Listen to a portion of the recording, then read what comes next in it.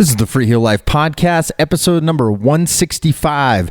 I'm your host, Josh Madsen, coming at you from the Freeheel Life shop in Salt Lake City, Utah. And we're moving along through the winter, my friends. Each week, we're just trying to get after it a little bit more and more. So I know I was out skiing this morning, and it was a fine morning, if I do say so myself. Getting a little low-angle pow under my feet. And it just feels good. The winter is going well here in Utah, and it's nice to have a good winter. Feels like the old days, but it's always pretty good around here. I always say that being from Utah, it's like even when we have bad winters, it's like we shouldn't really complain because we could be somewhere where it doesn't snow a lot. So generally speaking, we get pretty good snow. At least coverage, right? And we can get out and do what we like to do. But I do think I remember looking at Brighton's Instagram this week, and I think they are over the 400-inch mark, which means pretty much everything on the front side of the Wasatch is probably well above that.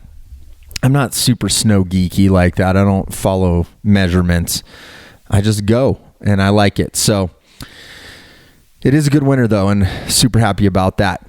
But glad to be back in the saddle again for episode number 165. And I've got a great one today that I am super personally excited about because I got to connect with an old friend. But first, on the business side of the house, we got a couple newsroom and notes. As I mentioned last week, we are definitely able to get boots. And hopefully we don't have to talk about boots the rest of our lives. But if you need Scarpa Telemark boots, we've got access to them. And we are able to get them in one by one if needed, or if we need to do a group, which is kind of how it's been going. There's some leftover need from our original shipment that came across the pond.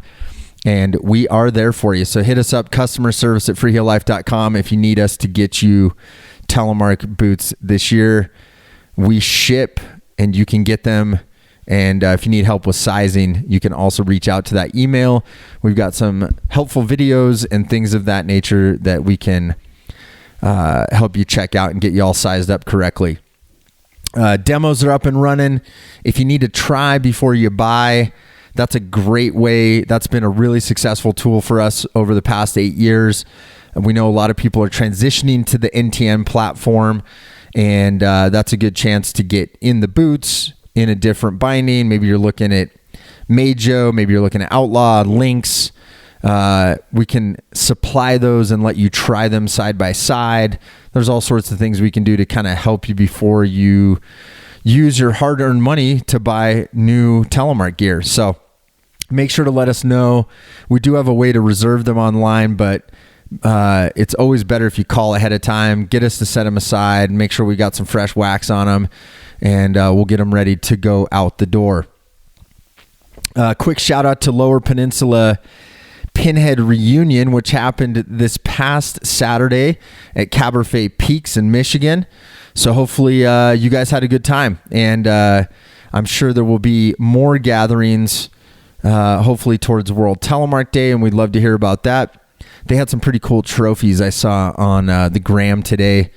Looks like they had a couple categories of best dressed, and then I think they had a sort of a downhill race of sorts. So shout out to them for putting that on, and always love seeing new groups pop up everywhere and putting on some good stuff there. So keeping with the Midwest, a lot of newsroom and notes now that we are into January, almost into February, are going to be events happening. This is usually the time of year where we can start firing those off. I mentioned it last week. Midwest Telefest 2023 is happening February 10 through the 12th up in Silver City, Michigan, near Ontonagon at the Porcupine State Park. If you know, you know.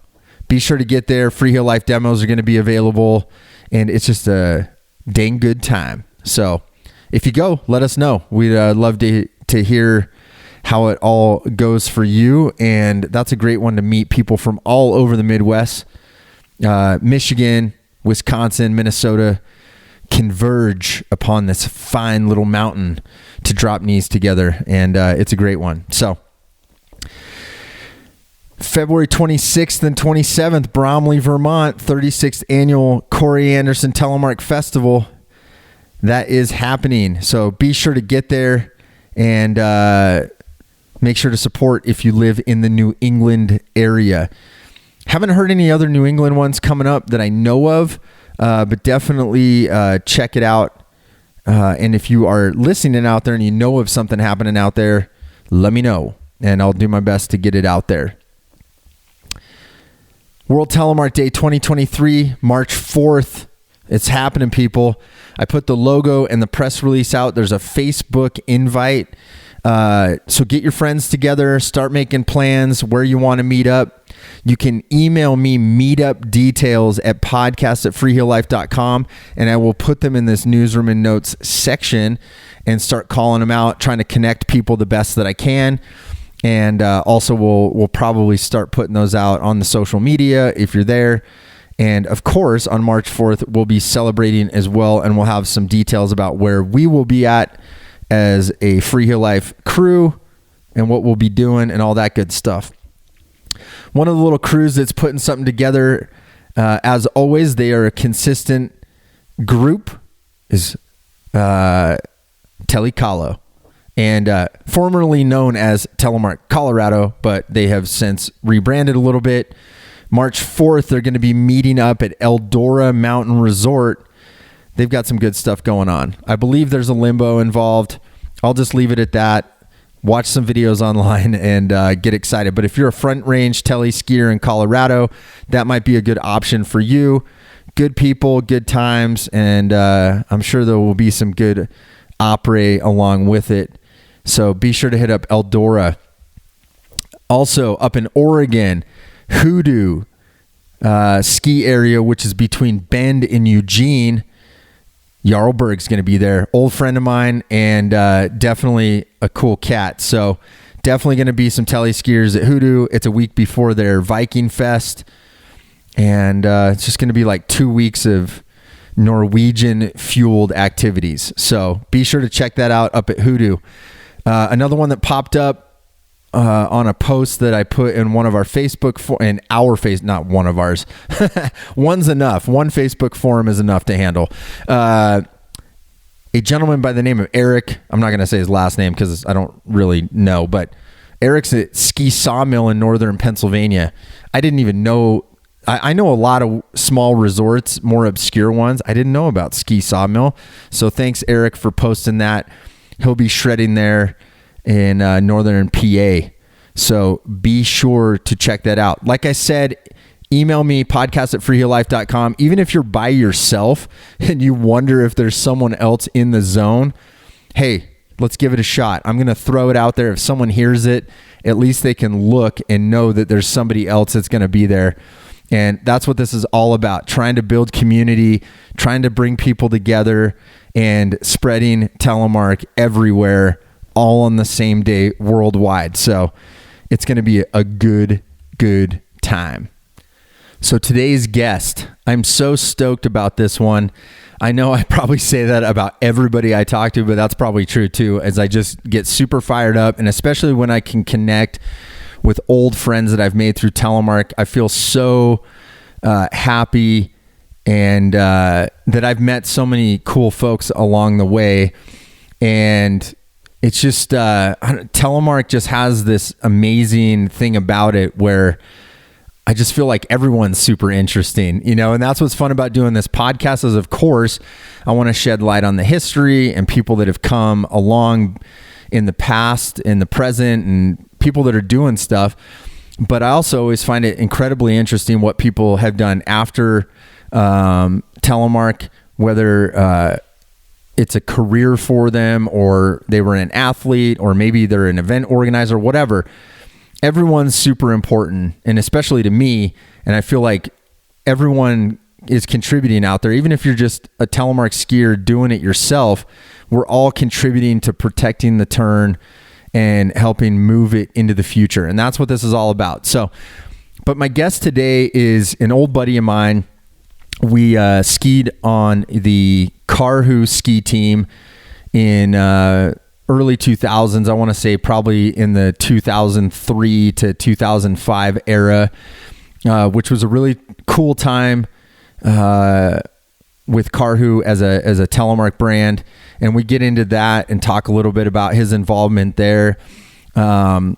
He was a early Telemark park skier and also kind of elusive, you know, not a lot of video parts, some photos in some of the magazines, but he's just one of those guys that, to me, as I encountered him, I always was so struck by the style and kind of what he represented, and also just this rebel nature about him. And we get into that in this conversation.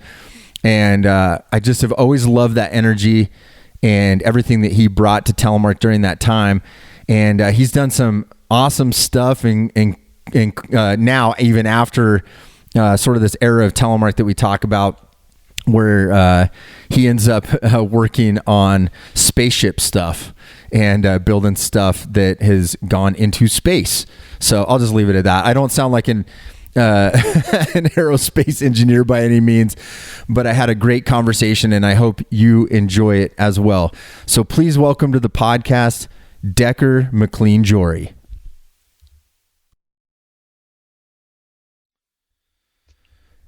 Decker, welcome to the podcast, my brother. How's it going? Hey, it's going well, dude. How are you? I'm doing well. I'm in a little disbelief that somehow I tracked you down and got you to do this. So it's interesting. I mean, like, I don't know. I kind of feel like the radio personality. I'm like, long-time listener, first-time caller. You know? I've got a few of those emails, and I'm like, wow, that's so weird. People, like, they're out there listening, you know, and they'll say that like in an email or something. It's pretty funny. But that's super cool. Yeah, no, I appreciate what you're doing. Thanks, man. Yeah, no, I love reconnecting, and yeah, it's been fun, man. You're one of those people that you know, and hopefully take this the right way. I mean, I felt like you were always like an influential person to me when I kind of got into this thing, and it's one of those things where we kind of lost track of each other, and it's been cool to kind of reconnect the last couple of weeks and just hear what you're doing. And you were part of kind of like a cool time in Telemark. And that was part of the reason I wanted to get you on, is just, dig back in our old brains and, yeah, kind of relive it a little bit, you know, and just nice. bring it to life. So, totally. Yeah. So thanks for being here, dude. Dope. Yeah, I'm pumped. So I guess let's kick it off, because, you know, one thing, even getting to know you back, so I probably met you probably like 2004-ish, but I don't really know much about like where you came from, to be honest. Like, I kind of knew you just from Telemark, and I mean, I knew you from Colorado and kind of that crew. Like, did you grow up in Colorado? Sure. Yeah, I did. So, like, in the Front Range, kind of right in between Denver and Boulder, like Golden area. So, grew up there. I was like skiing with my parents a ton. My parents were like old ski bums from Taos, so they like raised us kind of the same way. My dad worked in the ski industry, so I was like always kind of surrounded by the sport. And I don't know, dude. Like, I just love skiing. Like, I went skiing yesterday. I'll probably go skiing tomorrow. It's just always been a pretty big part of my life. So, what did your dad do in the ski industry? So he was a rep. He was a rep for like. And it actually goes back even another generation. My granddad was like one of the like OG reps of Smith. So like back when Smith was getting started, he was like one of the first reps. And then that was kind of like the family business. And like, I don't know, I just grew up kind of like within the industry, you know what I mean? So I kind of knew like the ins and outs. way before I ever had sponsorships or any of that. But wow, that's crazy. So was so is that what took them down to New Mexico then? No, they were just there in the 70s. Like both my parents, my mom's from Colorado, my dad's from New Mexico. But that was just like the fucking place to be in the 70s if you were into skiing, you know, like just the vibe, the New Mexico vibe, the artwork, the insane mountain. Like that's probably one of my favorite mountains. So they were just kind of, you know, OG ski bums back in the day trying to find the best place to ski, and they met each other in Taos. And then my dad started working for Smith, and he kind of needed to be more in the Front Range because that was where a lot of the business was. So that's where they decided to like start a family. It was like golden. Wow, that's crazy. I can't even imagine Taos in the 70s, dude. Dude, it must have been lit, dude. Like there's so many times I feel like if I could choose one generation, it would be the 70s. And if I could choose one place, it would likely be Taos, you know? Yeah, that must have been like super off the radar because, I mean, you think New Mexico, I mean, it seems like, I don't know, that's like that's the state where I'm always like, okay, I know people know about it, but it still seems kind of off the radar. I don't know. Maybe people are listening from New Mexico. They're like, dude, quit telling people to come here. It's probably totally for sure. I hope we're not blowing the lid off of it, but I think it's already been discovered that like Taos is amazing, and there's some pretty awesome, you know, skiing and mountain biking amazing places in New Mexico. So I'll go back as much as I can for sure. That's rad. I'll have to hook you up with our original ski tech at Freeheel Life is a patroller at Angel Fire now. And no way. Yeah. Sweet, dude. Dude, like, you guys would totally get along, dude. He's super, like when he said he was moving to New Mexico, I was like, oh yeah, that totally makes sense. Like you deserve to be there. Dude, before I moved up to Washington, we were going to Angel Fire every summer for their bike park because their downhill bike park is like amazing. And he helps run the bike park too, dude. Yeah, dude. I'm sure I've ran into him then. I'm sure like, because we were down there riding the bike park. We were doing some of there's a enduro race series. So we were racing in that a few years ago. So yeah, I'm sure. What's his name? His name's Alex LeBlanc. Okay. You'd know him, dude. He's like long blonde hair, like Thrasher. Just Thrasher. Yeah. Sick skier, sick mountain biker. And he's patrolling down there doing the bike. I think he's bike patrol and ski patrol. But cool. It sounds like, I mean, dude, I see the pictures like midweek, and it's like I woke up to a photo this morning and it's just like him laying turns on some empty run before it opened. Yeah, I'm like, so dude, that's perfect. Yeah. That's kind of what we're all chasing, right? Totally, dude. Yeah. It's it seems like harder and harder to find those spots. So everyone listening, don't go to New Mexico. It sucks. Totally. New Mexico sucks.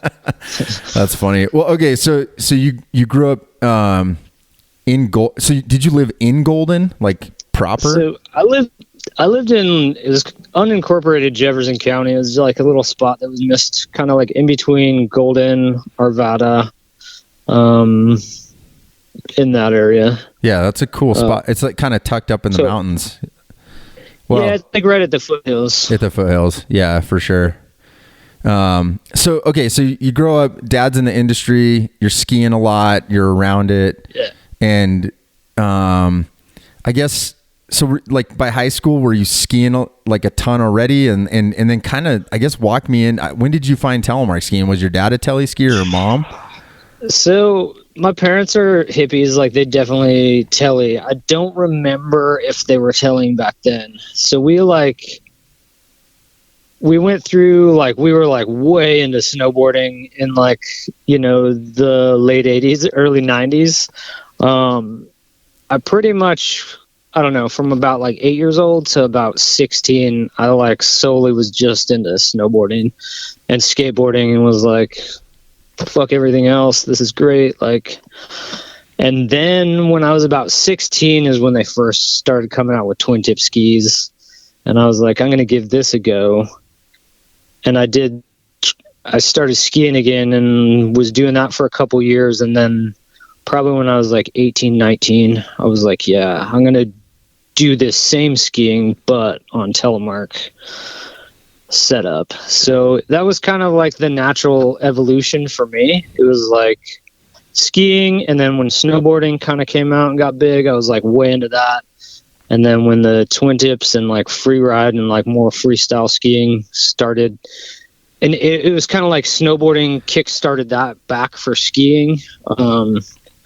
So it's kind of like always trying to get like drop into that wave first, if that makes sense. Yeah, totally. You're talking like Solomon 1080s and like that. Yeah, totally. Yeah, absolutely. I guess for all the young people out there, if you're listening, Solomon 1080 was like the first twin tip. So I don't know. Those 1080s were sick, dude. I bought them like right when they came out. Yeah, for sure. And that was a big time. Did you have that early VHS tape with the Canadian Air Force by chance? Oh, absolutely, dude. Dude, like that JP Auclair and like all those dudes were like, oh my God, they were like my heroes, man. JF Kusan was my favorite. That dude was that guy was legit. But yeah, no, that VHS tape was crazy because all of a sudden these guys are grabbing skis, and that VHS tape that you could get with the skis, like it was like almost like an instructional video. It was like, yeah, here's a Japan Air. Totally. It was like so cheesy that they had to explain it, but that was like new. Everything was like so new. Yeah. That was a weird time. Like, so I did that, and then my first sponsorship was Line Skis. I was wondering that. They were like just coming out, and they had like, it was so weird because they were like into the snowblading sport as well. Like this was another thing, like early freestyle skiing, there was like snowblading at the same time. Do you remember that? Oh, 100%, because Line, I think that's what they first made was was it ski blades? I don't remember what they called them. Yeah, I think they called them ski blades. Yeah. But like Mike Nick had like a gold medal in the X Games too. Yeah. There was like, I remember some of the first competitions that I was like skiing in, like some of the big air competitions, there was people like hitting these jumps on those. Really? And it like blew my mind. Yeah. It like completely blew my mind. Wow. That's so crazy. Yeah. I remember that, cause that was like a weird part of like big air slope style. Yeah. Well, at least the big air, like you're saying, like there was like X Games big air, but it was like snow blades and totally. And then it was like Mike Nick and why am I totally forgetting the guy that started it? Jay. I'm blanking, dude. I can't believe I just did that. Anyways, but then the Line team was super unique too, because it was like Scogan Sprang and Mike Nick and Mike Wilson. And like, I loved that team. It was like, and Chris Osnes, like he was down there in Utah with you guys, like hitting those big jumps for the first time. Totally. So like I met Scogan, and kind of like I was skiing for Line. I met Scogan in New Zealand because I started going, like as soon as I graduated high school, I moved to Winter Park, and I was skiing there in the winter, and like all my friends were Kiwis, and they were like, hey, come back with us and ski our winter. And I went back there. So I was with Line. I went back there. Scogan was coaching one of the summer camps. It was kind of like a Woodward camp. And I was like skiing with him and those guys, and it kind of like opened my mind up to like, hey, maybe there is like a future in this. Like Scogan signed his first like signature model with Line, and like he was getting paid pretty well to like live in New Zealand. So like that was kind of the first time that I started to think like I could support this lifestyle. That's crazy. I totally didn't. I now that you're saying New Zealand, like I do remember talking to you about that, but I mean, that must have been like what, early 2000s? Like 2000? Yeah, it was like 2001 was the first time I went down there. And then I was just like, this is the shit. Like, the people were so nice. The skiing was so crazy. Like, everywhere down there was like super beautiful. And it just got me so amped on skiing. And it was mainly like the people down there are so cool. Like, they'll show you like all their sweet spots. They'll show you like all the powder stashes. Like, some of the best people I know are Kiwis for sure. Yeah, that is a rad country. Funny enough, I've only been to the North Island, so Oh, really? I haven't gone to the South Island to ski yet. But beautiful country, and you know, and there's a couple small groups of telemark skiers there, but like I imagine you probably didn't come across too many back then. Maybe some. I don't know. No, dude, there was like none. Like I was the only one. I don't know. I was the only one that I can remember. Like, I'm sure there was like some like old school hippies up there that were telemarking, but I don't remember anyone kind of in the early 2000s when I was going down there. Yeah. How many winters did you go? 3 or 4. It was like year round. I was like just in winter for a long time. Wow. Yeah, that's my early 20s. There was like years I was getting 200 plus days. Damn, dude, that's crazy. Yeah. So did you kind of keep up with that with Skogan and those guys, like doing that for a little while? Yeah, so that was the New Zealand freeride camp. And I was like, it was funny. I stayed with those guys and like skied with them, and I actually I kind of like bullshitted my way in, and I was like, hey, I can cook. Will you guys let me live there if I like just cook for everyone at night?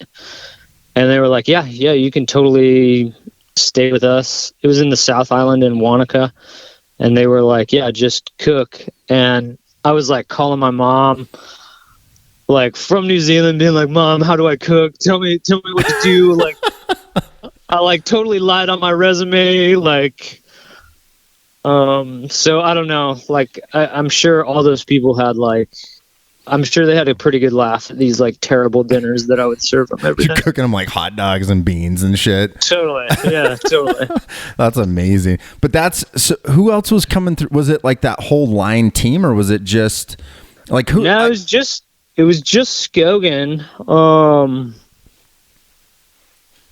It was like they were still pretty small.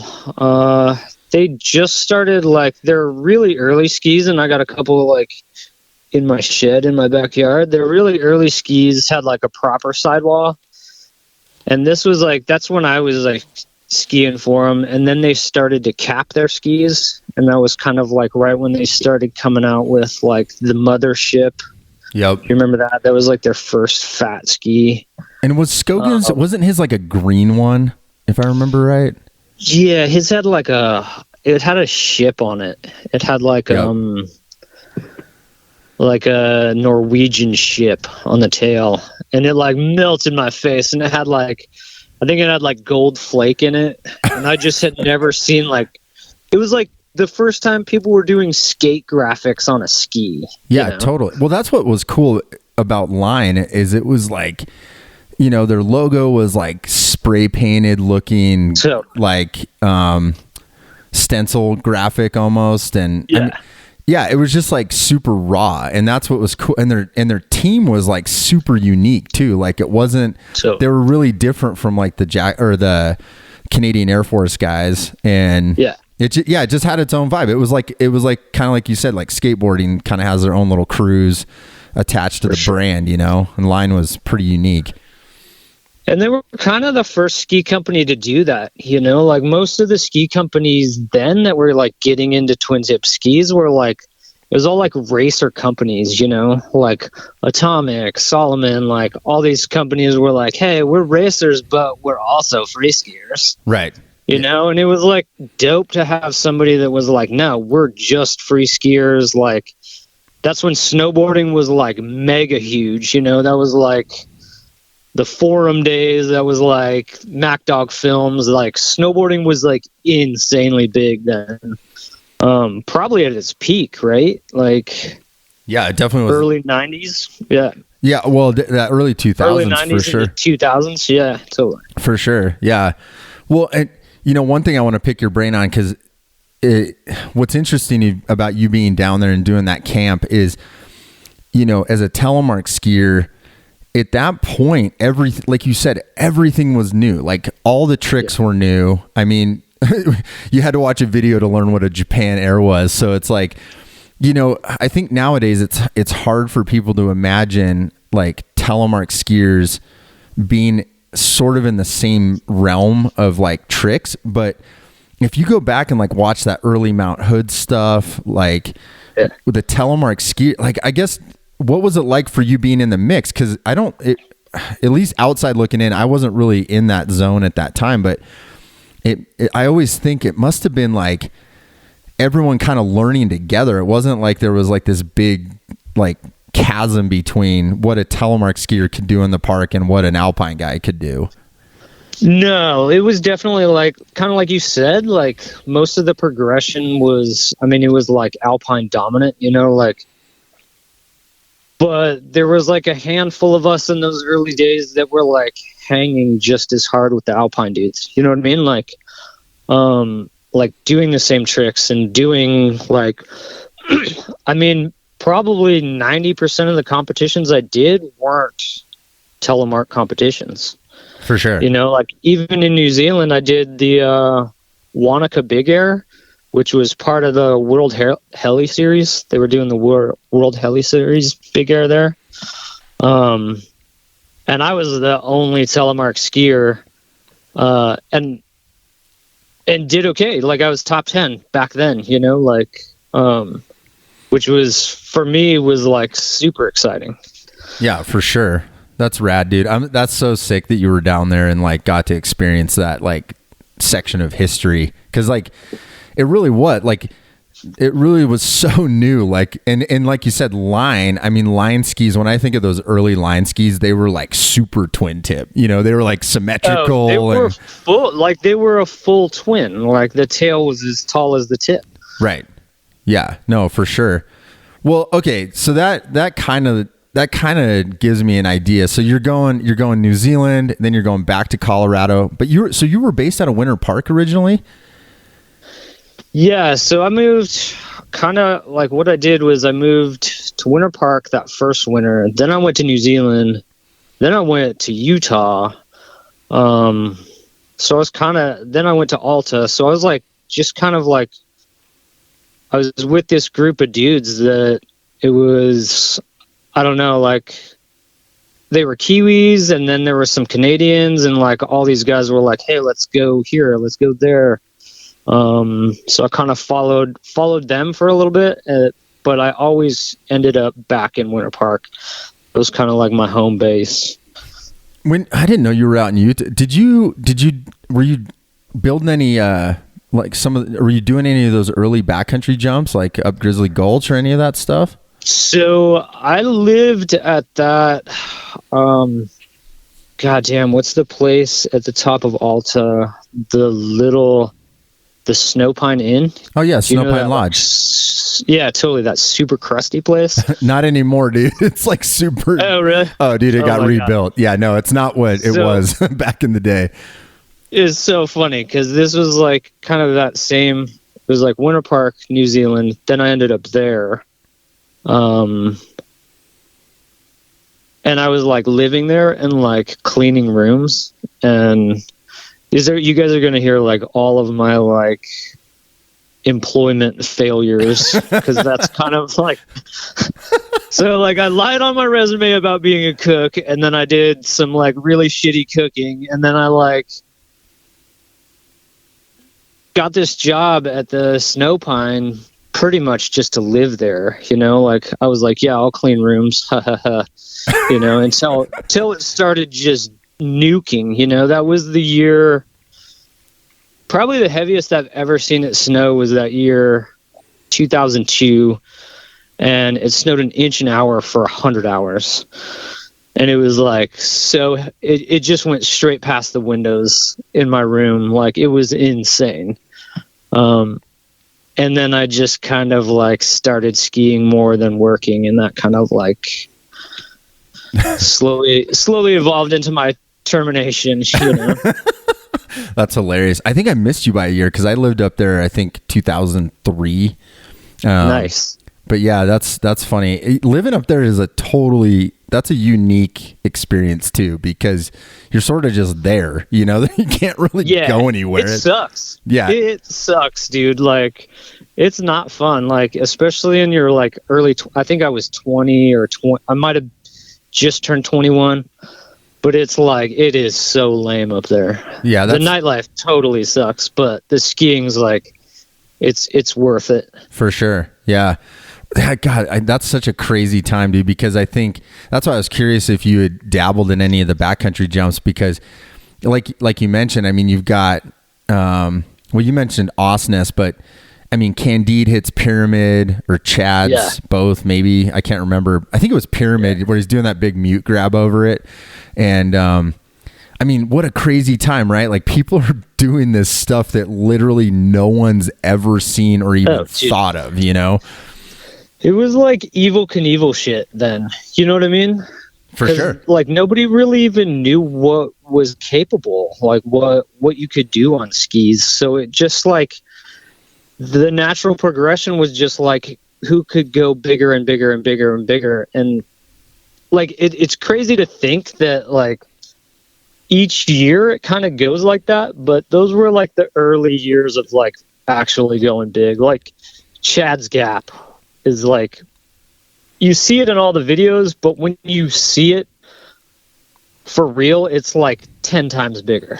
Yeah, and the landing is like this pointy little mine tailing. Totally. It's totally. Like super high consequence and like 110 or something crazy. Like, I mean, it's big, you know? Big, super big. Yeah, that's crazy. Well, so you end up, eventually you're kind of settling into Colorado. Did you ever live in Summit? Because I always thought you were just like a Summit County guy. No, it's funny. I kind of like rolled with some of those dudes. I rolled with some of like the Summit Telemark dudes. Like, I rolled with Mark Teason. Do you remember him? Mark Teason for sure. Yeah. So like, for the first few years, I was just kind of like riding with snowboarders and riding with skiers, and like, I wasn't really in the Telemark scene. Like, I had some sponsorships and I'd see people, and I don't know. I've kind of like, as you know, like, I've always kind of been on the outskirts of everything. I get kind of social anxiety, and like, I don't know, I like tiptoe that line between being in the in crowd and like then just going off and kind of doing my own thing. So like the early years of Telemark, I was definitely doing my own thing. And then I met some dudes that like Mark that I really liked riding with. And he dragged me over to Summit quite a bit. Mark and Pete Gallup. Max. Yeah, Max and Pete and like those guys. So I'd go see them sometimes and like ride park with them. Yeah. Well, so you're skiing for Line. For those people that don't know, there was basically Line around that time is, I don't even remember when the acquisition happened, but KARHU brought Line in. So when did that whole transition happen? That was kind of, I don't know, 2005-ish maybe. I don't know. But Line was always getting their skis pressed in the KARHU factory, right? So like, this was when they were still made. They were like made in the States, right? It might, or like maybe just in Canada. It was just in Canada, yeah. Yeah, so it was like just north of Vermont, I believe. Because I went out to the Line headquarters. It's like right next to Burton. Yeah, in Burlington, in Vermont. Yeah, in Burlington, yeah. So I went there at one point and kind of like checked it all out, which is super sweet. Like, Burlington's a rad city, and like Line was like right next to Burton, and when you start going to Burton, like all of a sudden the sidewalks start like getting turned up, and there's like all these like rails, and like at least back then it was like a skate park to their headquarters, which was super dope. I kind of lost what we were talking about. Well, I was just curious when you transitioned from actually skiing for line and you became a KARHU guy. So then they started talking. The line guys were like, "Hey, they're starting to do this. KARHU wants to do. They want to start sponsoring athletes and kind of try to push their Telemark skis. Would you be willing to do it?" And I was kind of like, "Yeah, sure." And then I got their first skis, and I was like, "What the fuck?" Did you get the Rucket? Like, yeah, dude. And, like, that's what I got. The graphics were awful. Like the ski was like so soft. It had this like, it looked like it was like kind of a twin tip, but then they tried to put the little tang for your skins on it too. So it was like, it didn't do either of those well, right? Like it didn't. It had like that weird rubbery top sheet too. That totally funky and like red. Yeah. Instantly, like as soon as I got them home, I like scuffed them up and spray painted them because I was like so embarrassed because they looked so bad, dude. And I don't know, like it got better, it got better and better, and like soon their graphics got better, and like their skis were pretty much a line ski. Like most of the stuff we were skiing was all like a line ski with a KARHU top sheet. That's funny you transitioned at that point because like for people listening out there, like KARHU, there was like this little time period, like probably like right in that 03, 2004, they had this lineup of skis. You had like the Rucket, and it was kind like you said, it was supposed Jack? Was that the other one? What was the fat one? The Jack was the mothership, and it was the orange one. And that was pretty cool because it actually was like one of the first really wide Telemark skis. Yeah, dude, it was sweet. Yeah, that one was good. And then you had Jack and Jill, and then you had the Rucket, and then there was some like there was the Rider. There was some funny, weird kind of shapes and stuff. And then, but yeah, you're right. Like then they started sharing the shapes, and you ended up with like the Agent, which was like an actual twin tip. And it had like coolish graphic, cooler white top sheet with like a special agent looking dude on it, but that's funny, man. I had no idea that you were you got stuck with that. That's like, oh yeah, totally. I was like, dude, at one point I was talking to the manager at Line. I was like, Mike, can I just come back? Like, can I just not do this? Like, I don't know. It was pretty funny, but that is funny. So honestly, I think I first sort of caught wind of you from a photo or two in Telemark Skier magazine around that era. And I remember, do you still go by McLean Jory, or was that just? Yeah, that's like my full name, Decker McLean Jory. Okay. Yeah, because I remember seeing your name, and then the thing that always sticks out is that you had a piece of tartan strapped to your belt. Scottish tartan. And is that actually your family tartan? Yeah, totally. Yeah, I don't know. It was like kind of, I don't know. I guess I was like trying to be unique, but also like kind of having like paying homage to my family, right? Like, it was that time, like all the snowboarders like were putting like tying bandanas to like their waist and stuff.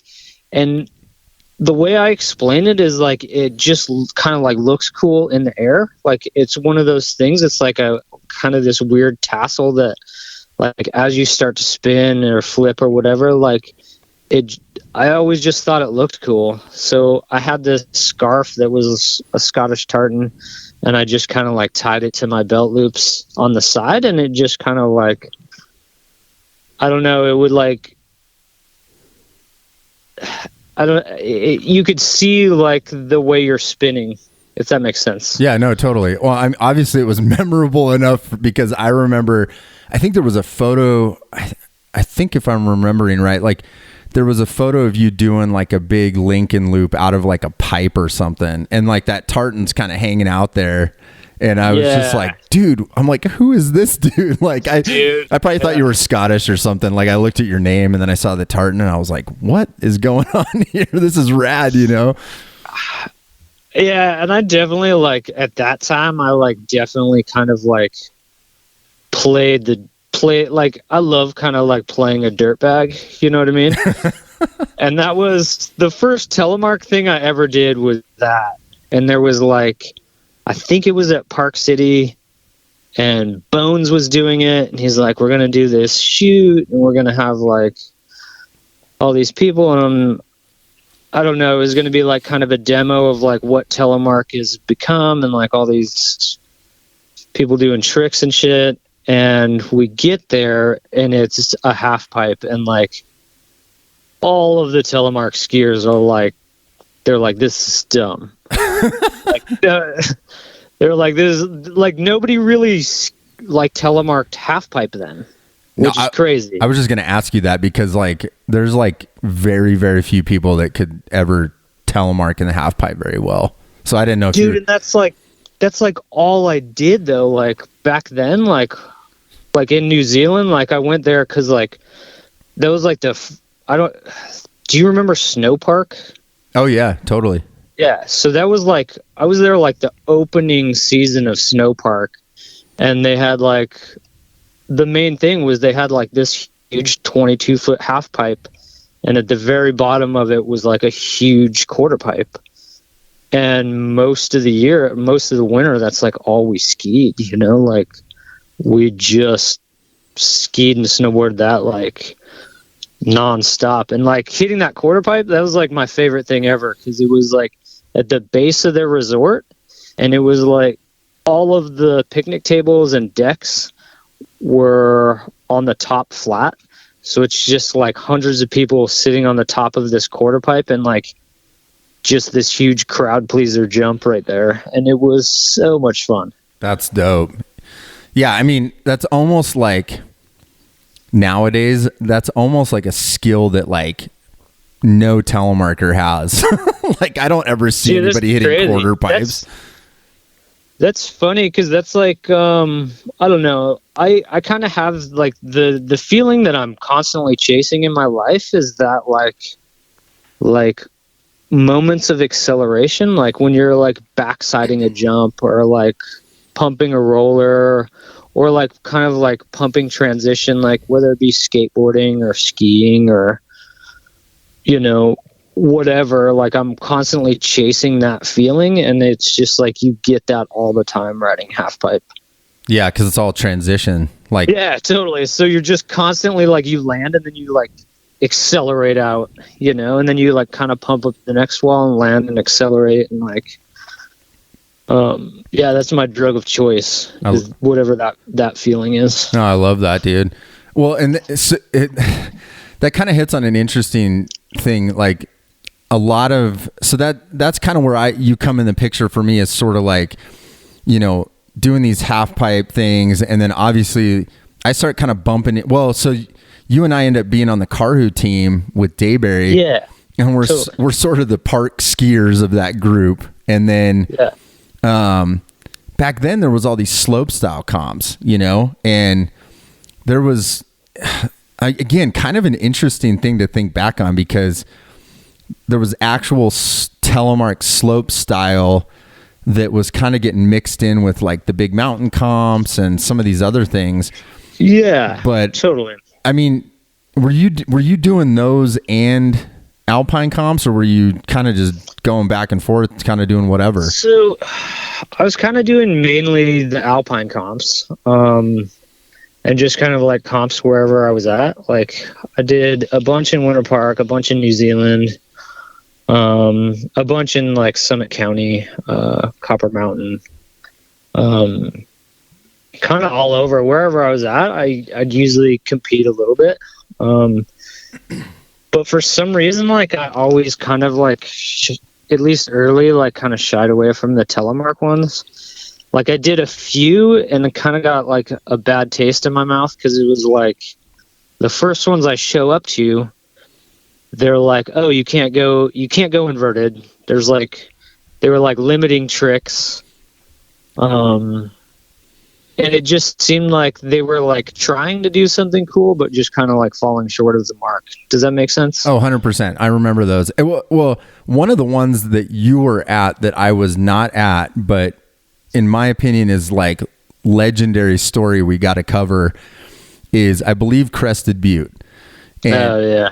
And yeah, no helmet. I'll give you that cue. Walk me through this, dude, because this is like the most legendary story I can ever think of with you.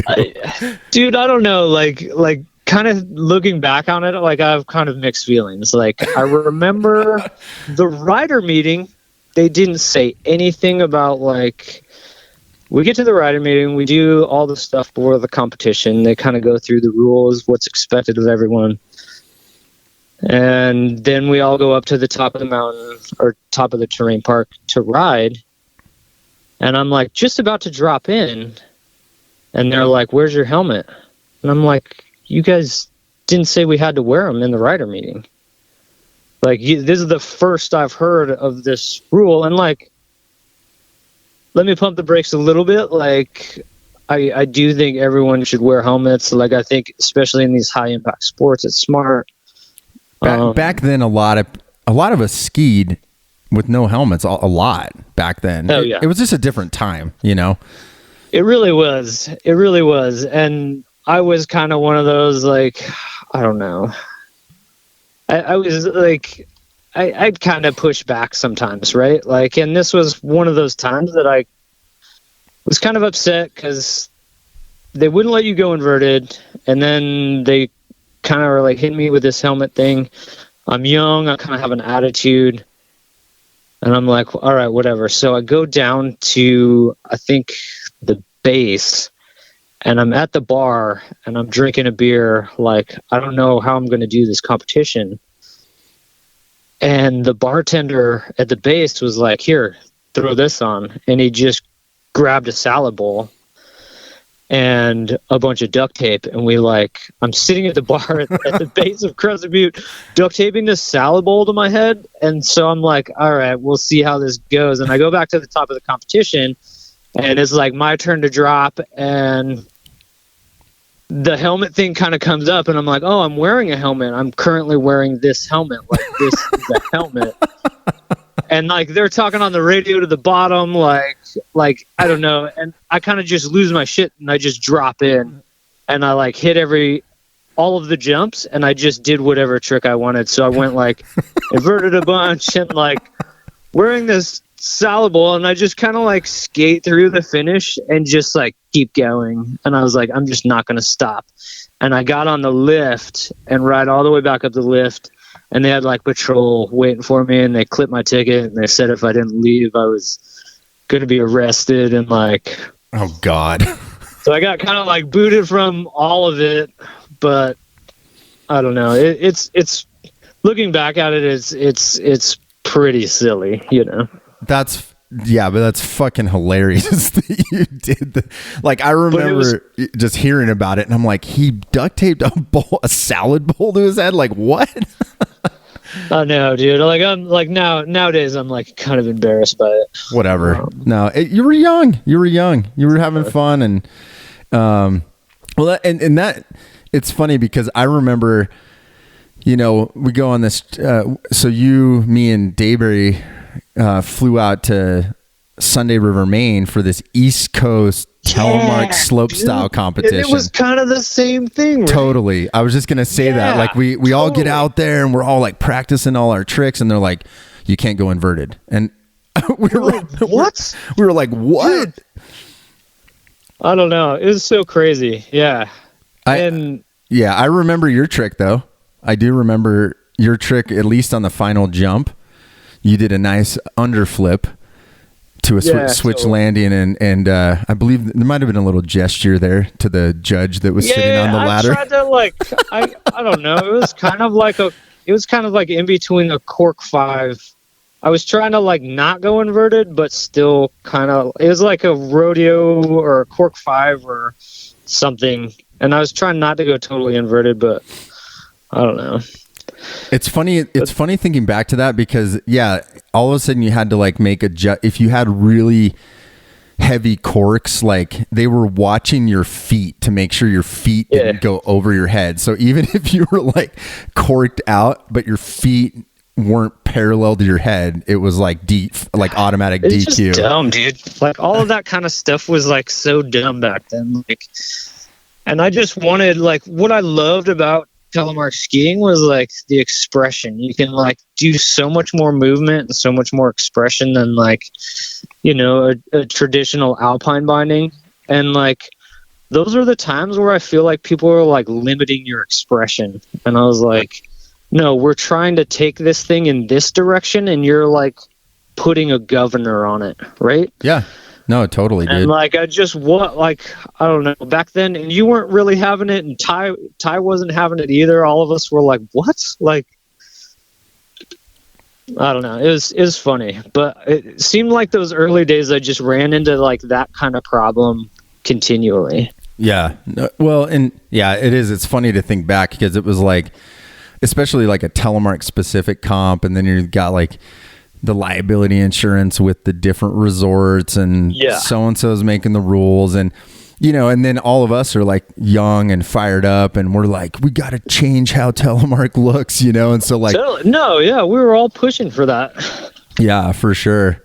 Oh, that's funny. Well, you know, one of those things during that era that I wanted to hit on that I still think is really cool is, so I brought up the Agent, which was the twin tip and the jack, but then as we kind of started moving in to that next couple years, is they let you, and I mean, I think I know the story, but I'm pretty sure. So like the Team 100 is coming out because we were able to share the mold with the Profit Profit 100. So, and also I think the twin tip, I don't think it was the Invader. It might have been I guess it was the Agent still. I don't remember what line product it was, but they let you do the design for the Team 100 and also for the Agent, right? Totally. They kind of let me run with 2 graphics. One was that bigger powder ski that had that like titanium band in it. Yep. That was actually a really awesome ski. I wish I still had some. Let me know if you have extras. Like I gave all mine away. I found a 176 the other day. So dude, let me know. And that one, interesting story. I was like just in Revelstoke over Christmas, and one of my homies, Dougal Powell, he runs this shop. He owns a shop called The Wax Bench in Revelstoke, and I was riding with him. Like him and I've been riding together for like 20 years. And he was like, dude, come into my shop. And the graphic that ski came from is like, I spray painted Dougal's car back in like 2000. And it was like a rocket launcher shooting a bunch of tape decks. And that's kind of what ended up being the graphic on that ski is I just took a picture of his car. Like I stenciled it all out. Because it was kind of like an old GI, like the little green GI Joe, right? Totally, with the bazooka. But yeah, funny thing is like that car died, and he just like got out the cut wheel and like cut that panel off, cut the door panel and the quarter panel off the car, and it's like hanging in his shop in Revelstoke. So no like way. that graphic, the original ski graphic, came from that car. If you're ever in Revelstoke, stop by the Wax Bench and you can see like the OG graphic for that ski. Oh, that's dope. That's cool. Yeah, the original KARHU Team 100 with the yellow top sheet with the green bazooka guy. Totally. Dopest graphic ever. And that's what I love that you hit on, because that's the thing is like, I mean, I started telemarketing in the early 90s, but like I would always hang out at the snowboard shops, and I still love all the graphics from snowboards. And we had nothing like that in Telemark. No one had even tried to do that.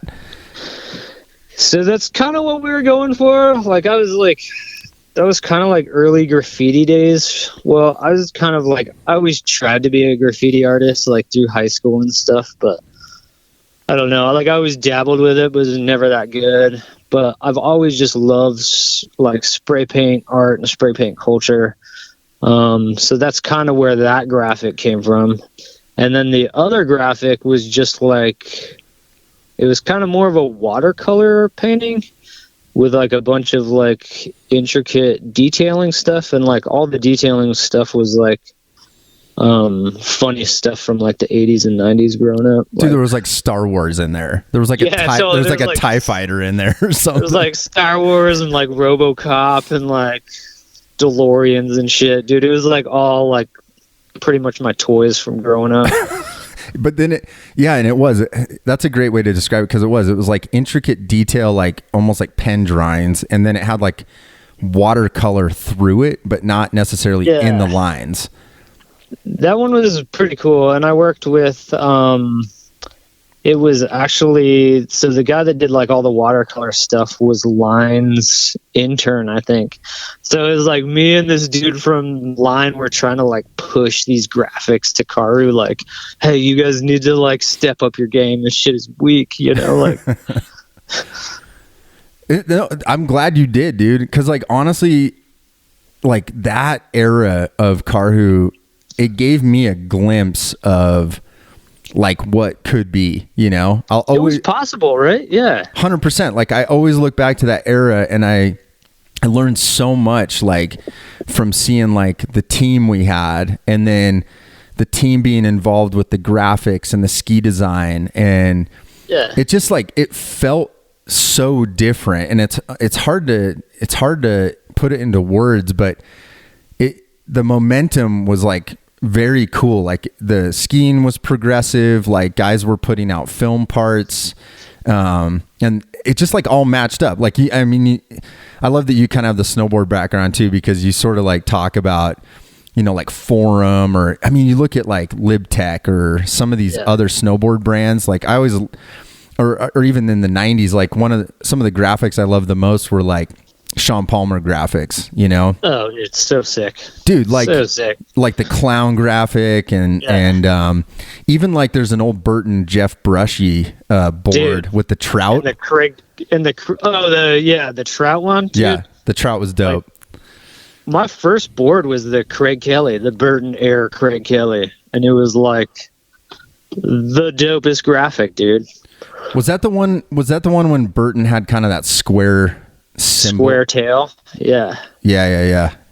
That's so cool, man. I still would love to see that kind of influence, you know, in Telemark at some point. And I feel like you were part of such a special time, like when you got your hands on those graphics. It just like I don't know, it just meant something to me, where I was like, damn, I'm like, this is so cool. And then to be able to ski on that stuff, and they were good skis too. I mean, those were good ones. Those were like the good ones. Like the early ones were like embarrassing. And then it was fun. Like you, me, and Ty like tried to like, we were pushing a direction that most other people in the industry weren't pushing. We were like, this can be, you know, like this can be skateboarding. This can be like punk. This can be raw. This can be fun. Like we were pushing it. We were trying to take it a different direction, for sure. And I think that's kind of why we always saw like eye to eye. No, for sure, dude. Because it was like it was cool because we actually had something that I felt like was young, and especially in that early 2000s. I mean, there really was this big push, like to try to like break away from the hippies, you know, and you know, I think that, you know, again, like that's why I always love your stories, the salad bowl, the graphics, like all this stuff. It's like, you know, I mean, it's like youth gone wild, you know, like it really was like something that like a young person could latch onto and be like, even if it wasn't their exact thing. They were sort of like, fuck it, that's dope. Yeah. Like the energy around it, I think, is sometimes what has lacked in Tele over the years. Is just like, you know, if you need, I don't know, you know, like even now, like I look at where I'm at and what we're doing, it's like, it's cool, but sometimes it's got to be a little tamer. You know, it's funny. I always say you fight the man, and then you become the man.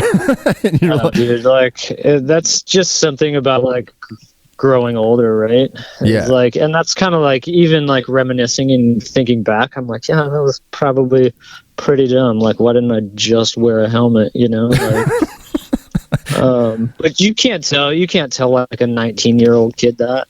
No one. Yeah. And that's the beauty of it, man, is that energy is just rad, you know? Yeah. Well, I want to get into a little bit of, I mean, you end up kind of exiting. I mean, we lost touch with each other kind of like around that mid 2000s, you know, and you kind of got out of skiing, you know? Dude, I got like pretty much screwed over, to a point, right? And I also just kind of went a different direction. I got hurt really bad. So I broke my back in Austria, at Stubai Glacier, skiing with Dayberry and Mark. There was just kind of like this little festival, and like we were going to go do tricks, and they built a jump, and I remember Dayberry was like helping with the jump, so he built it like super fucking California style, like poppy as shit, dude. It was like one of those like BMX jumps, you know what I mean? Yeah. It's like so poppy. And like I kind of like the snowboard jumps. Like I like the ones where you can just like kind of carve off, like, I don't know. And this jump was super poppy, and like the whole time we were kind of like, hey, this jump's whack. Like, I don't know, like it just doesn't line up. We don't like it. And we were saying that to the people running the show, and I think it was the KARHU rep in Europe. He was like taking us around, and I was like, dude, this jump doesn't look right. So then we ski for a couple days, and we're like hitting other jumps and doing some stuff. And it's like the day before the demo, and we start lining the jump up, and Mark hits it first. And like, it's a jump, and they like carved out the middle and put a rail kind of going the opposite way through the middle. So you could like slide this rail and people would be jumping over top of you. Oh God. And it was like, dude, the landing was like super short, and like, I don't know, it was just like not built well. This was like before things were like engineered, you know. This was like we talk about us learning and like trying to develop a sport. Like the cat drivers and park builders were doing the same thing, like learning as they went. Yeah, everything was different. Like every park you went to, it was not like you said, it's not engineered. It was like hand-shaped. Nothing was standardized. Yeah, like they weren't like, hey, these are the degrees the landing needs to be. Like like now it's like backed by you know, math and science, but back then it was just like, yeah, it looks okay, let's try it. Who's gonna jump first? So Mark goes first, and he like barely clears it. Like his skis are kind of like sagging, and they like, his tails like hit the wall to the landing, like it's like barely clears it. And I'm like, fuck, dude. So I'm going next, and I was like, I've always had the mentality in my mind, like it's better. I forget what it was. I think it was Krusty Demons 1, where Seth Enslow just sends that sand dune to the flats, right? And he's like knocked out, and his spokes are like going through his tire. And he's like, oh, it just looks so much better if you take it deep than coming up short. You know what I mean? So I was like, I like that you brought Krusty Demons into it. That's amazing.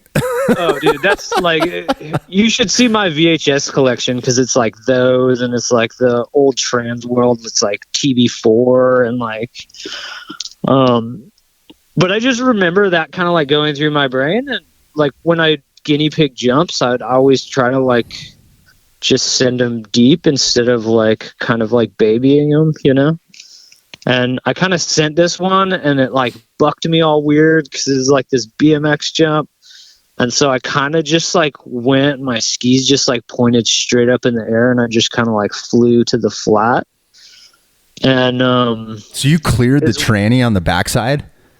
Yeah, and like it was short though, and I think I landed I landed so far back seat that I like landed and then like smashed into the tails of my skis, and that's about like nipple line in my back, like the middle of my back, T7, T8, like those are the vertebrae that I broke.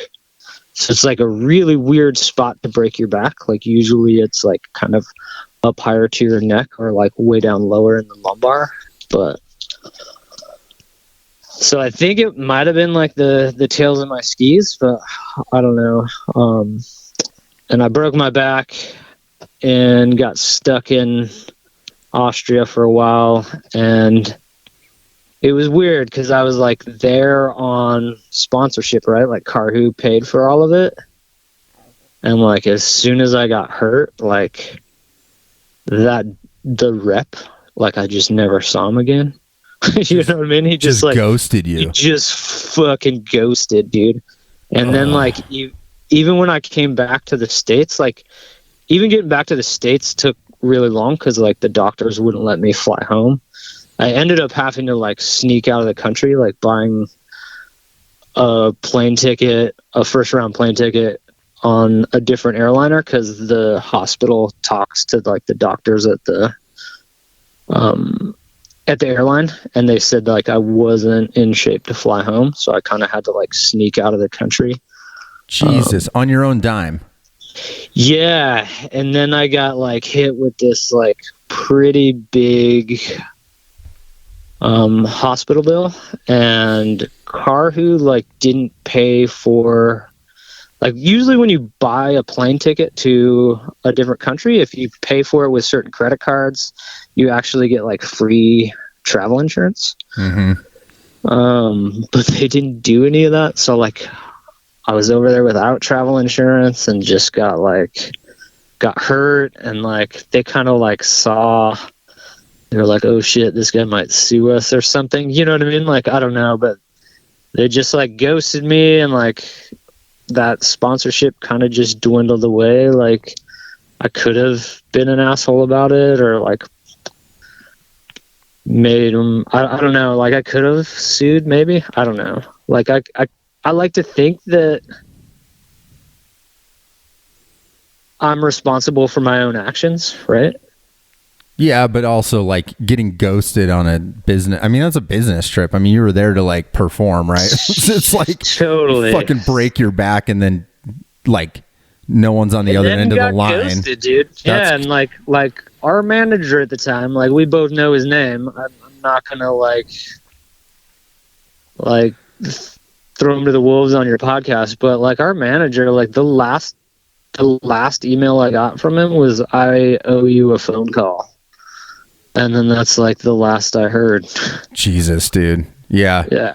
Yeah, both of us. Yeah, we talked about that offline, and I mean, definitely both of us not fans. I had already left KARHU at that point, partially because of that. Nice, yeah, totally. Yeah. So that's what's crazy is like, yeah, when you told me that whole story, because I remember hearing about it, but then like I just never heard from you again. I mean, I think you just kind of you kind of went on. Like, yeah, like I was pretty banged up from a bunch of crashes. Like that was kind of the one that like I was like, oh shit, you know, and I was, I don't know, 25, 24. Old dog. Probably 20. Yeah, dude, which is like, but when you're kind of like, am I going to keep doing this, or am I going to like try to find a way to like make a living? Like we definitely were not making a living, but we were skiing a shit ton, right? Oh, for sure. And like people were paying for trips like that. Totally. It was rad. And it was, yeah, it was awesome. It was awesome. And I like was doing it, but I was like never getting ahead. Right. You know what I mean? Like I was like working with injuries and like, and I did it because I loved skiing, and like that's like the main fallback was like, you know, like I'm doing this because I'm passionate about it, but that only goes so far to where you're like sick of like sleeping on couches for seasons. You know what I mean? And like I don't know. There was like times where I'd like sneak onto ski areas and like hike up to the upper lifts. The non-ticket checker. Like, totally. Like, there's a point where you're like, I need something a little more than this. And I think that was it. I think it was when I broke my back. I was like, I kind of need to figure some shit out. Yeah. Well, what did you end up doing after that? Because like, yeah, I mean, you were in, and I mean, that's what I'm. First off, thanks for everything you did to influence that era, dude, because it's still a standout to me. And that's why I wanted you on the podcast is like, you know, I think, you know, things like that influenced people like me. I mean, and I'm sure it did other people, but like those little windows of people like you pushing graphics and pushing style, like it really did, dude. There's an impact there. And I think that's important. Yeah, for sure. Yeah. So what the hell did you do after? I guess where did you go from there? So I like built terrain parks for a little bit at Winter Park. So I was like kind of helping do that. Like I still wanted to be in it, but I like couldn't physically.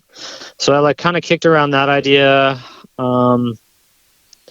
Then I moved back to the city. I couldn't ski very much. I was like in a lot of pain, a lot of the time. And I started doing sushi. So like that was kind of like my income. And I was actually doing that. That was like one of my night gigs in Winter Park as well, just to kind of like float. But I started doing sushi in Denver and in Boulder.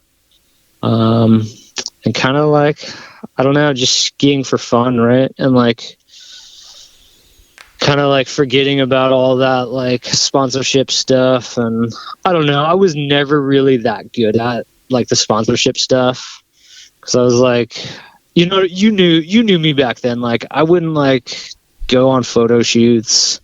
I wouldn't like shoot film parts. Like I bet I was a horrible athlete to sponsor.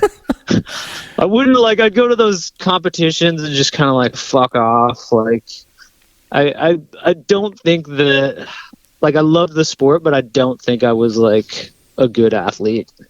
Well, you were good in that you brought the style and the energy that was needed at that time. I mean, that's what's so interesting, right? Sure. Like, it's like you need people like you that come along and just don't fucking care. Like, that's actually really important. But I think part of what was rough about that era is no one really knew there wasn't like infrastructure around us, you know, like there wasn't like, hey, keep doing what you're doing. We'll handle the rest and kind of let it go. And that's why I think the graphic thing is kind of a good touch point for that, because it's like, they kind of just let you do whatever. And it was fucking rad. And it was like, okay, cool. Sweet. Like, you know, and you're happy. The company's happy. People are buying the skis. Like it looks cool. But yeah, I think, you know, it totally makes sense, man. Like you were kind of doing your own thing, and there wasn't really like a capturing mechanism to help you continue doing that. And like you said, and I was like, that was the heyday of Telemark, and the athletes, you know, it was tough. It was tough to get by past a certain point in life. You know, you kind of get to a point where you're like, okay, I kind of need to be making something else to sacrifice that, you know? Totally. And that point, the funny point is like that point in time is like when you get off your parents' health insurance. Yeah. Right. And you're like, I'm so thankful that I have like a support network like my parents, but it was like, I was like, oh shit, dude. Like I need to figure this out. Yeah. Well, so the sushi thing, you did that for a while, it sounds like, and it went pretty well. That was actually super fun. So it was like kind of another, like, just like another form of expression, right? Like kind of what Telemark was. Like I kind of really dove into that. I was working for Japanese master chef Iwasan at a place called Japango in Boulder. It's like on Pearl Street, like right there on the strip. And then another place, Sushi High, which is in Denver. So I don't know, like I kind of like got into that. I have to have something that I kind of go all in on, and it was like Telemark for as long as I could, you know what I mean? And then I like got hurt, and then I like had to kind of like shift gears in my brain and have something that I could kind of go all in on, and it was sushi. So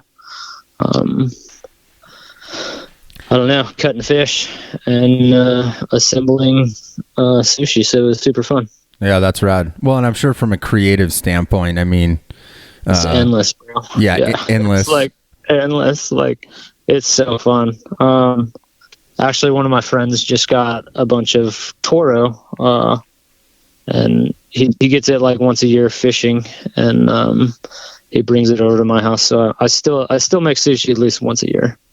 Well, I'm sure the line guys that were eating your meals in New Zealand are listening and going, I wish it would have been a little later on. Yeah, for real, dude.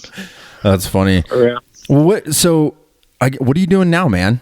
Tell me a little bit about where you ended up, because I don't think you're doing sushi anymore. Dude, this has been like, this is like, it's funny because like you're putting me on the spot. I like very rarely am I ever in a situation where I can like tell my past from like when I was 15 till now, and it seems like this has been kind of like the progression of me. And like currently I'm working in aerospace. I worked in sushi for a handful of years, and then about the last 10 years I've been working in aerospace, building spacecraft. So everything from, I've got some flight hardware on asteroids. That last big NASA mission, Artemis, I worked on the heat shield for the capsule. I've built a bunch of rocket engines, satellites, all kinds of stuff, dude. So that's so crazy. So from sushi, did you like go back to school then and get the aerospace engineering degree? Or? No, I kind of like, I took this like really awkward route. When I was doing sushi in Boulder, there's what's that airport that's like right in between Golden and Boulder? There's a little airport right there, and they had a school there for like A&P mechanics. So like to turn a wrench on an airplane, you need a federal license. So I went and got my federal license to turn wrenches, and kind of came in that route. Like just showed that I could it's funny because in manufacturing, there's like the people that can design it and everything works in that CAD model. But then on the floor, like tolerance stack ups and all kinds of things, like you're constantly troubleshooting to build these products, right? So like I just proved that I'm like really good at that. I'm like really good at building things with minimal instructions. It'd be kind of like on par, like, hey, build this Lego set without the instructions, right? So I kind of have this weird skill where I'm like good at that. I'm like good at assembling shit. And sushi was kind of like that. Sushi's like, you just assemble, like you're not really cooking food. You're like assembling things. And I've always been like mentally like that makes sense to me. So I just got good at assembling things and building stuff. I was working on Chinook helicopters, and then I was building all of they have hydromechanical fuel controls, which are these like crazy little devices that feed the engine the proper fuel. And I was working on those, and then got an interview to work on NASA products, and like kind of crushed the interview. And then kind of like got in there, and I've slowly worked into like an engineering position. Wow, that's an amazing story, dude. Yeah, dude. Sorry, it's like kind of a weird path there, but hell yeah. No, I was so stoked to kind of show that whole arc, and it's cool to see sort of a lot of the similarities of like going all in on what you're doing, you know. Yeah. It's totally cool, you know. I continually do that, but like sometimes like there's certain things that kind of like shift that trajectory, like getting hurt, or like I was doing sushi and my girlfriend got pregnant and I was like, I got to get a real job, you know? So like there's certain things that like shift that trajectory, but I'm like always all in, you know what I mean? Like, and that's kind of, I don't know, like Telemark was the first thing that I really like just went all in. I love that, man. That's amazing. Wow. What a life, dude. That's amazing. I appreciate you sharing the whole story. It's been fun kind of just like going back in time and I love where you ended up. I mean, that's what I think is so interesting. We talked a little bit about before we hopped on, like, you know, sometimes with people might tune into a Telemark podcast and be like, oh, we're just going to talk about Telemark gear, you know? And it's totally. Like, I'm so much more interested in all this other stuff, you know, like the personalities, you know, like, man, that's what makes you so great though. Like, I don't know, like all of this stuff, like I thought was just like kind of like gone in the past, you know? I just kind of like accepted that like day and age of Telemark was like slowly evaporating, right? And like, dude, you're keeping that whole time alive, right?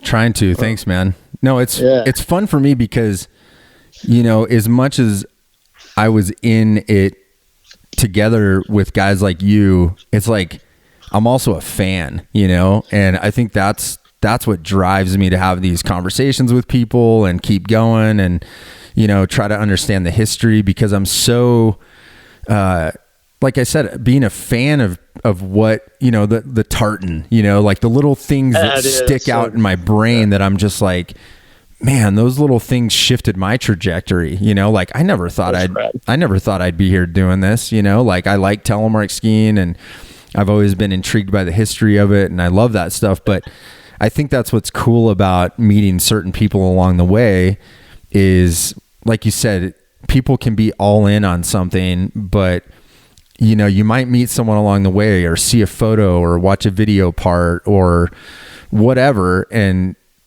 it can totally change the way that you see things and kind of enlighten you, you know? And that's why I think that era that we met each other in was so crucial, because it really is like when you look through that lens, I think people can see a lot of different things that maybe they didn't even realize happened, you know? And I think that's what's cool about it. It was fun, man. It was fun. I feel like really fortunate to be kind of at like the razor's edge of like when Telemark went to like hitting jumps, you know what I mean? Yep. And like, the real like big free ride stuff, the big, park stuff, like it was fun, dude. And like, people like you and Dayberry and Mark, like those guys were like legit dudes, and we had a fun time pushing the sport, and we had a fun time just kicking it. Like, yeah, dude, it was great, dude. I feel super fortunate. Yeah, I love it, man. Well, thanks for coming on the podcast, bro. It's super cool to chat and appreciate you taking the time to kind of go back in time with me and tell your story. I really appreciate it.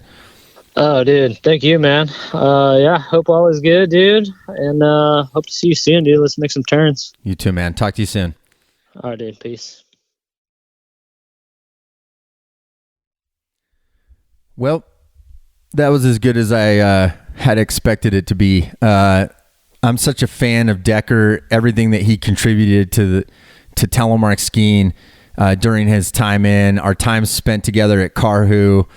And I love guys and girls, everybody. I love everybody that's like this. They just have that rebel spirit to them.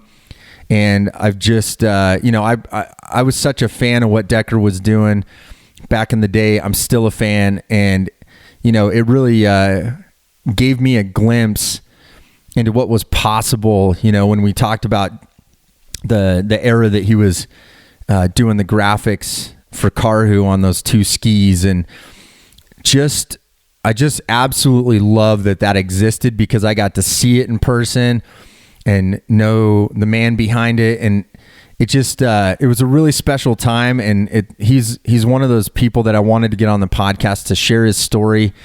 And, I think the thing that always sticks out, with people like him is they're just all in, and I mean, it makes sense why Telemark was something that he was all in. You got to be all in, it's the learning process, the fine tuning process of Telemark in general. And I just really appreciated him taking the time and reminiscing a little bit, going back and touching on so many cool little points, about how he got involved with Telemark. And then some of that early stuff too, with skiing for line, going to New Zealand. I think all that's so incredibly important. It was such a cool time in Telemark, and definitely shaped a lot of what was going on later on. So big thanks to Decker for coming on and chatting it up a little bit. I had a super fun time on that one. Before I let you go, be sure to sign up for the mailing list. We've got 2 emails a week that go out, keep you stoked, fired up, let you know what's going on, new content that's coming out, and keeping you in the loop about the Freeheel life. So other than that, you can find me, if you're on Instagram or Facebook, you can look me up at Josh Nomadson. And I'm always trying to keep up on that. Some behind the scenes stuff, things I'm working on, upcoming podcast guests, of course, some Telemark skiing. But that's kind of a spot that you can follow along in the craziness that is my life most days. But thank you so much for listening. I love having everyone on the podcast. Of course, we want you to check out freeheellife.com. Thank you to all of you Freeheel lifers out there that continue to support us, allow us to do what we're doing. And it makes a huge difference, each and every one of you. We love all of you. This is how we can help build a community around our brand, and the podcast and the YouTube channel, Facebook forums, all these things that we're doing.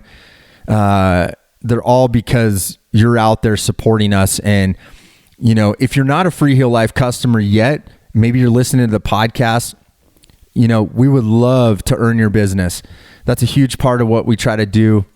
Make sure that we're doing a great job for everyone out there, and making sure that we're working hard so that you can put your hard-earned dollars somewhere and it makes sense. So if there's anything we can improve on, or to make it so you have a better experience, hit us up. Either the podcast email, podcast@freeheellife.com, or hit up the team customer service at freeheellife.com. We always appreciate the feedback. We're not always perfect, but sometimes we got to take our lumps when we don't do things right. And we like hearing that too, because we want to make sure that we're providing the best service and experience for everyone out there that's dealing with us. So we appreciate it. So I hope you all have a great week. It's Monday, so do something great with the week. And I will see you next time with another podcast. But until then, spread Telemark always. Peace out.